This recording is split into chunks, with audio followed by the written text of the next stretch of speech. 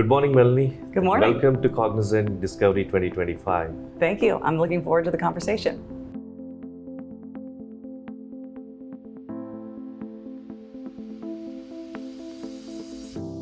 How many agents have you built so far? That's a good guess. We have about 2,700 agents actually in 27. Yeah. Now, I don't know how great all of those are or what all they're doing because we're allowing everyone to experiment with building agents. And that's another piece to this that I think is fascinating is how do we manage that growing population of agents? Do we treat them like they're associates, that they're humans? Have you assigned any employee IDs to the agents? Right, exactly. It's a great question. How do we know? And then who hires them? Who fires them? Who manages? Who trains them? Who manages them? So that's going to be a really interesting part of the future, I think, for when we really get into our agentic AI journey. And for these 2,700 agents that you have, do you have a hierarchy as to developer agents, manager agents, supervisor agents, and how do you do the appraisal of those agents? How do you train? How are you thinking about those? Yeah. So we do have we have like a citizen developed agents. So those are more on the productivity side. That is definitely what more of our associates are building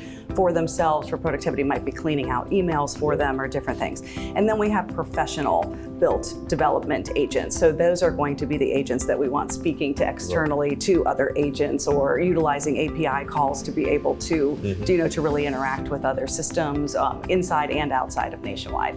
So kind of two big groupings right now, and then we're continuing to understand how do we manage through that. And these are the agents that are built by you, and they are. Yes, those are built within our infrastructure and really self-contained within Nationwide right now. So we're not doing, and we have human in the loop with everything 100% for anything that we're doing with Nationwide. That's a good segue. I mean, how are you ring fencing the risk around these 2,700 agents? And what kind of a responsible AI framework have you institutionalized for yourself? Yeah, as we've gone, even when we started our AI journey, we started with a blue team, red team kind of concept. And the blue team being think innovative, think way out there, come up with all the possibilities, all the ideas. And then the red team looking at ethics and risk and security and that type of thing. So now we're really talking about too, how does everybody become more purple? So how do you combine the blue and the red so that we don't want to slow down the blue thinking with the red, but we also need to make sure that we're still being responsible and that we are keeping all those things in mind. And along the way, were there any learnings that you had that you can share? Yeah, I think some of our biggest learnings have been on expanding our risk tolerance. So Nationwide is a risk-based business. That's what insurance is, and even our financial services areas. So how do we expand that risk tolerance to be able to allow for innovation to occur in this type of a rapidly changing environment? Speed of approving technology. So it could have taken us 6 to 9 months in the past to say, this new technology is allowed to be used. Now we're doing that in a week to 2 weeks because we have to. Because if not, that model is going to be outdated by the time we approve anybody to try using it.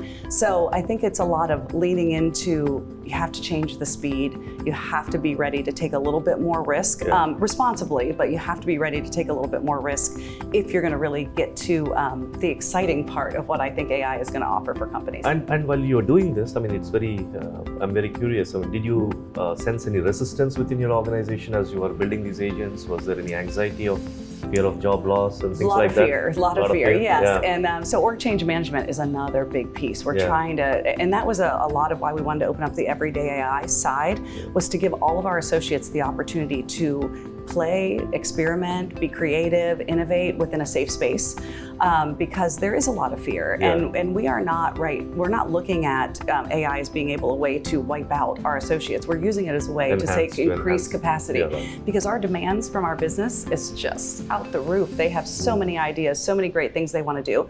And we have a limited amount of people, right, that can do that work. So we need the machines to help us to do some of that work so that we can really increase the capacity of what we have from a resource perspective. And how do you see the future from here? Next 12 months, 18 months, what's your plan? How aggressive do you want to go? Is this 2,700 going to be 5,000, 10,000? Yeah, well, we are leaning heavily into these AI flagships that I mentioned, these opportunities to really see if we can get the business, where we get that business value. Because we've been really internally focused, and so we want to make sure that we're getting these new opportunities we have out at scale, seeing the impact of that, really leaning into the agentic journey, really pushing to get more agents. And again, that agent to agent, when we start doing it, you're really communicating with one agent to another outside of our walls, that will be a really, I think, exciting time that we hope to see happen here in the near future.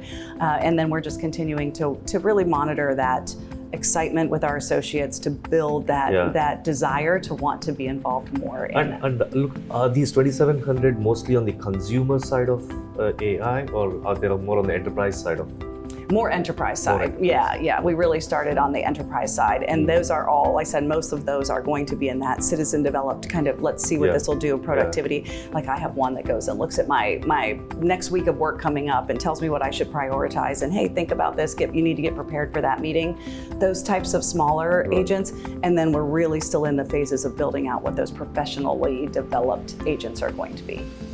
And as you think through this, what do you think would be the role of the partner ecosystem? What do you expect from partners like Cognizant? Yes, what we love and we expect from partners from Cognizant is helping us see the future through either your own journey. That's a lot of conversations we've had with Cognizant is, what are you doing with AI? How are you thinking about your agents? Bringing that outside in perspective. Exactly. And then what are other customers doing that you're seeing that is a great way for us to learn? Because we get isolated in our bubble, right? And you have this great opportunity to share with us what's happening outside, and that's a lot of what we appreciate so much about our partnership with Cognizant. Thank you. And well, it's going to be an interesting journey for the next few years, and we would be your strategic partners, and you can count on us. Wonderful.